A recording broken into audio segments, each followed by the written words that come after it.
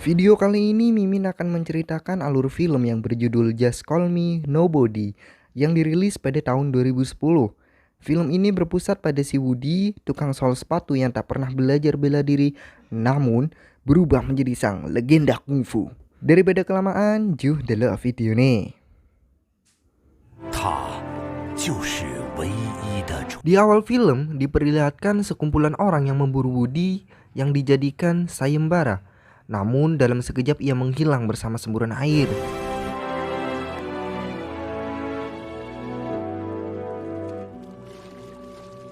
Kemudian cerita bergerak mundur. Kita menyaksikan si kecil Woody yang ditinggal ayahnya untuk berperang di perbatasan. Ayah Woody berjanji akan kembali jika anaknya bisa berbahasa Inggris. Dengan semangat, Woody dan ibunya yang sama-sama tidak bisa bahasa Inggris jadi belajar dengan asal-asalan.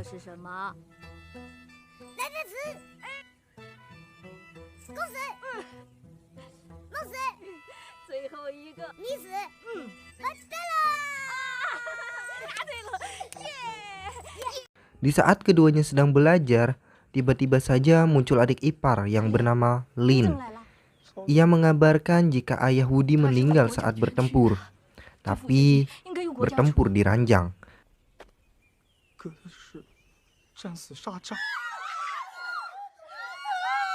Meski merasa sedih dikhianati, tapi ibu Woody menyembunyikan ini dari anaknya, agar yang ia tahu jika ayahnya seorang pahlawan.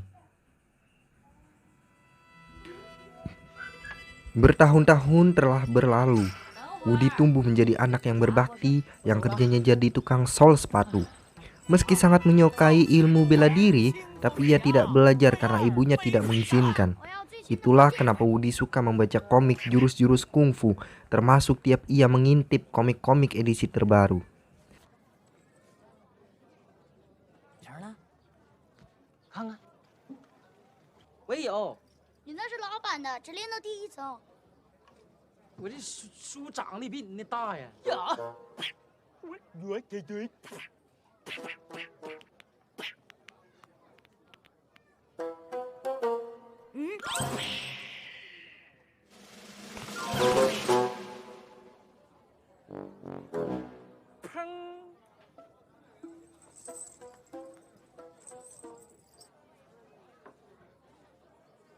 Di hari yang cerah itu, Woody kedatangan perempuan cantik yang jago kungfu bernama Yulo. Ia ingin memperbaiki sepatunya yang rusak. Dengan sigap, Woody menjahit sepatunya tersebut. Tapi tak lama kemudian, ada kehebohan pertunjukan kungfu sehingga Woody bergegas meninggalkan Yulo. Tapi sudah kadung meninggalkan cewek cantik, bukan pertarungan yang Woody lihat, melainkan S3 marketing obat kuat.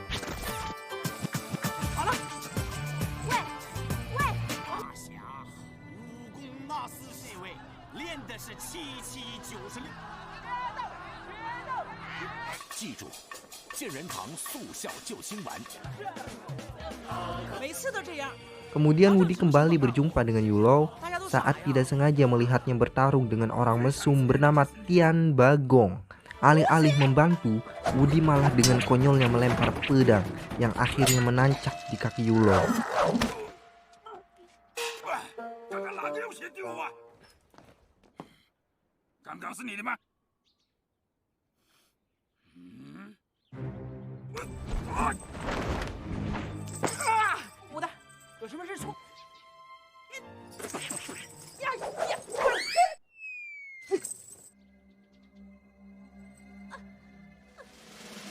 Melihat kejadian itu, Tian Bagong bersiap menyerang balik. Tapi langkahnya melambat saat ada sesuatu mengenai lehernya. Lalu ia menabrak pedang yang di tangan Woody. Jadilah itu pertama kali Woody membunuh orang.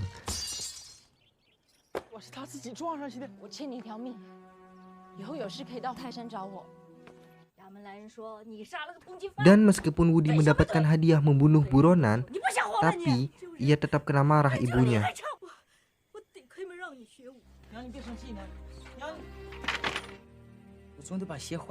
Dan disitulah Woody ingin kabur dan mengembara di gunung, sekalian mengembalikan sepatu Yulo yang tertinggal. Dengan tingkah-tingkah konyolnya, Woody melintasi lautan, mendaki gunung, lewati lembah, dan menumpang kapal. Ia menggendong kakek tua renta yang nantinya akan membuat Woody sakti mandraguna.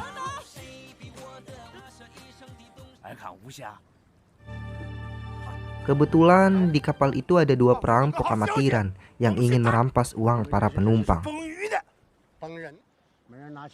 Meskipun suka menggertak, tapi sebenarnya dua-duanya tidak punya kemampuan. Mereka pun terlibat masalah dengan Woody karena Woody tak mau memberikan sepatu Yulo. Akhirnya kedua orang ini mengajak berduel dengan taruhan nyawa. Walaupun tidak bisa bertarung, tapi yang penting pede dulu ya kan. Woody pun meniru jurus yang dibacanya di komik. Lalu ia terkejut sendiri melihat kakinya yang membuat musuh KO.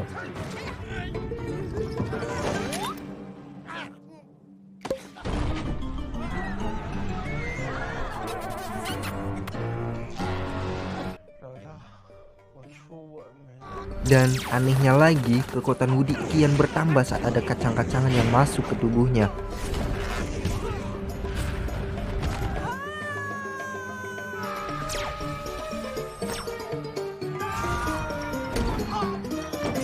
Tak diduga, kemenangan diraih Woody. Setelah pertarungan selesai, sang kakek mengetahui jika Woody bukan orang sembarangan. Diam-diam, sang kakek mengirim energinya ke tubuh Woody. Saat turun dari kapal, Woody mengembara sendirian. Sialnya, bertemu wanita yang ingin membalas dendam karena Woody telah membunuh Tian Bagong. Saat cewek yang tua memancing agar Woody tetap di sana, adiknya mencari racun yang ada di dalam kotak. Lalu dengan kerjasama dua saudari ini, si adik melempar racun ke Woody, malah terhempas angin kembali berbalik ke arahnya. Karena inilah ia akhirnya terbunuh karena aksinya tersendiri. Definisi senjata makan tuan. Sang kakak yang marah lalu menyerang Woody karena telah membunuh adiknya. Woody terus berlari sampai di ujung jurang dan terdorong jatuh ke dasar. Di dasar jurang, Woody bertemu dengan ahli bela diri yang mendedikasikan hidupnya untuk ilmu kungfu. Melihat ada Woody, pria itu seketika ingin menyantap Woody, tapi ia malah dikejutkan dengan tenaga dalam Woody.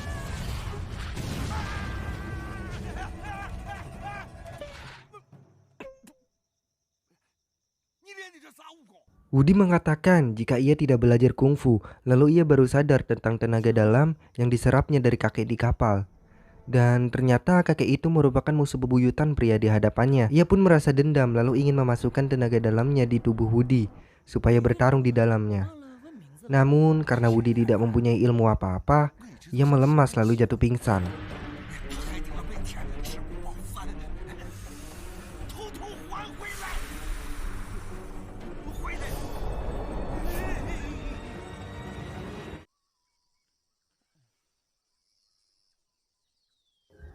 Hal ini membuat pria itu ingin mengajari Woody ilmu kungfu. Lalu ia mengajak Woody ke rumahnya. Tapi karena kecerobohan Woody ini, ia tidak sengaja membakar habis rumah calon gurunya. Dengan kemarahan berapi-api, pria itu melempar Woody ke udara sampai bisa kembali ke atas.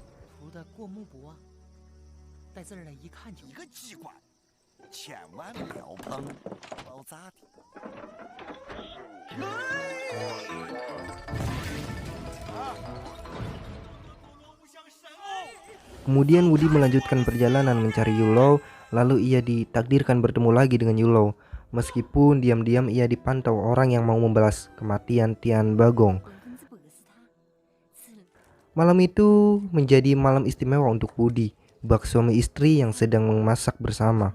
Awalnya Woody mengira Yulo memasak sendiri supaya berhemat seperti di tanggal tua. Namun ini berkaitan dengan keselamatannya sebagai seorang petarung, karena bisa saja makanannya diracuni.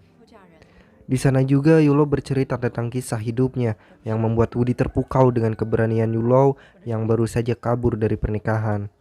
Ia ingin mengejar mimpinya sebagai jawara kungfu. Tapi di tengah makan malam romantis, mereka tertangkap dua orang wanita yang ingin membalas dendam atas kematian Tian Bagong.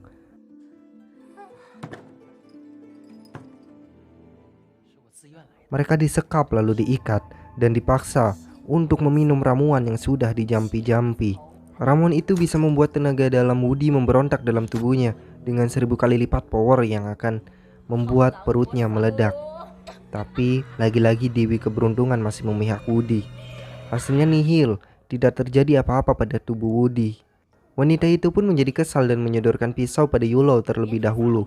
Tapi ia malah diberi beberapa tips kecantikan yang membuatnya terlena. Dan saat kesadarannya kembali, wanita yang ternyata pacarnya Tian Bagong bersiap membunuh. Tapi kalah cepat dengan serangan mendadak dari biksu yang ditemui Woody di kapal.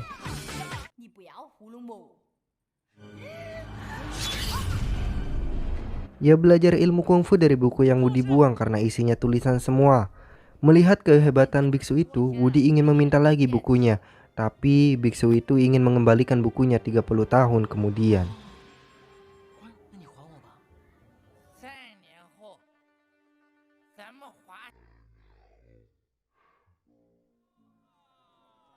Beralih dari Woody, terlihat perampok yang pernah bertarung dengan Woody di kapal sedang membeli pedang terbaik, tapi ternyata pedang itu sudah dipesan terlebih dahulu oleh si pembunuh bayaran kaisar. Jadilah ia dan anak buahnya berakhir disekap karena memberontak.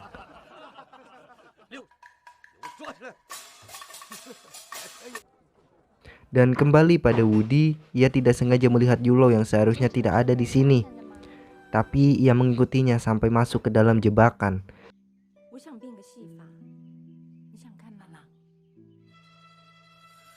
Rupanya ini adalah siasat pembunuh bayaran untuk menangkap Woody.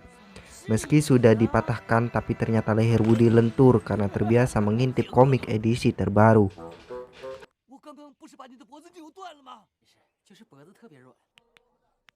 Namun karena sudah tertangkap, kemudian ia dimasukkan dalam sel bersama perampok di kapal yang langsung tunduk karena melihat kedatangan si tukang sol sepatu. Karena bernasib sama, mereka bersepakat untuk berteman mulai dari sekarang. Sementara itu Yulo mendapatkan pesan ancaman untuk mengikuti turnamen kungfu jika tidak ingin Woody mati. Dan beranjak meninggalkan Yulo, dalam kekaisaran sendiri ternyata ada jenderal yang mana merupakan ayah si Woody. Ia tidak meninggal saat sedang berwik-wik ria, melainkan sedang merahasiakan keberadaannya. Jenderal yang baik terpaksa berkonflik dengan Kasim yang mempunyai rencana jahat kepada kaisar. Ia pun diancam untuk tidak buka mulut jika tidak ingin anaknya mati. Dan hari turnamen kungfu pun tiba. Yulo mengerahkan kemampuannya melawan tombak dewa berandal. Tapi saat ia akan kalah, pembunuh bayaran kaisar selalu sigap melancarkan aksi curangnya supaya Yulo menang.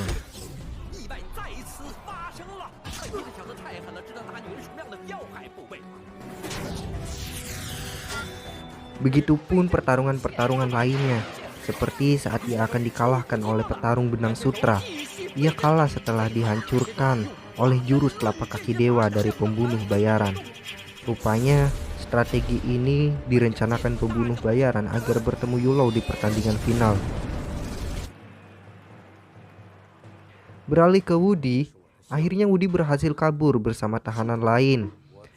Akan tetapi mereka terkena panah dari pemanah misterius. Di ujung akhir hayatnya, perampok itu meninggalkan pesan agar Woody meneruskan marga Dugu sebagai harta warisan keluarganya. Kiranya pasukan pemanah semakin mendekat dan barulah diketahui jika mereka pembunuh yang mengikuti sayembara untuk membunuh Woody. Dan kita diperlihatkan adegan pertama film ini dibuka. Woody menghilang bersama semburan air. Sementara ayah Woody yang mengetahui anaknya menjadi buronan meratapi nasib buruk anaknya. Lalu kembali ke pertandingan.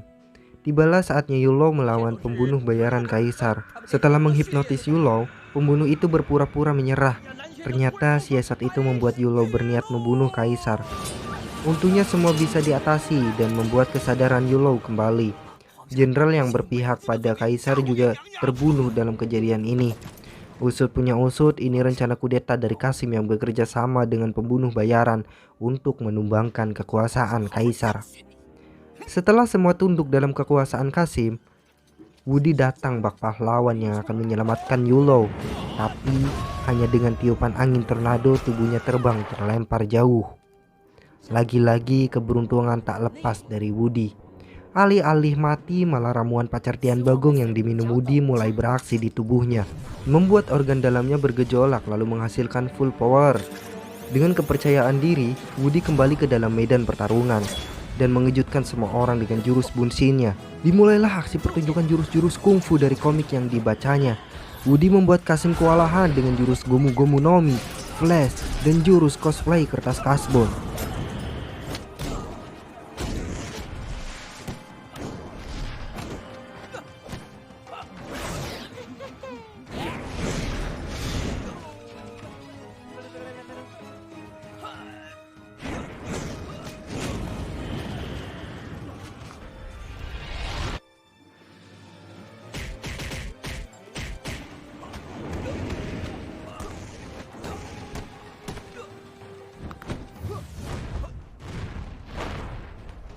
Puncaknya saat Kasim mengumpulkan seluruh senjata untuk menyerang Woody dengan kekuatan angin, Woody terlebih dahulu membuat Kasim tak berdaya.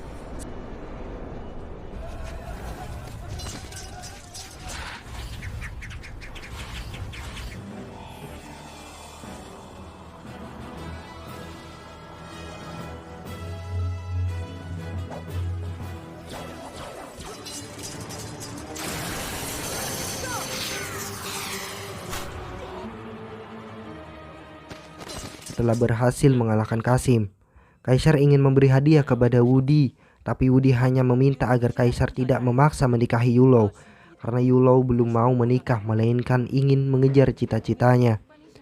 Namun, niat baik Woody dibantai Yulou yang bersedia untuk menikah dengan Kaisar. Tampaknya hal ini membuat Woody patah hati mendalam. Hatinya sungguh hancur berkeping-keping mengingat saat-saat indah bersama Yulou. Ia pergi mengembara tapi terus teringat Yulou, hingga akhirnya gadis itu datang di hadapannya setelah lagi-lagi kabur dari pernikahannya. Karena ia sungguh mencintai tukang sol sepatu yang menjahit sepatunya.